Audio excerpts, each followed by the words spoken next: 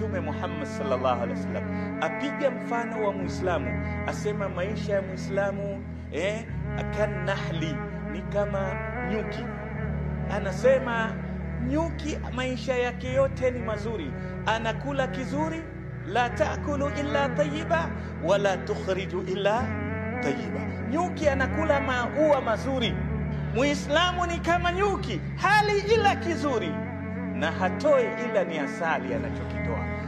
Wa idha waqa'a, na akikaa pale kwenye lile ua anapotua, basi haliumizi, la tankasir au la tuksir, halivunji ile ua, anakula kwa hadhari ile ua libaki salama.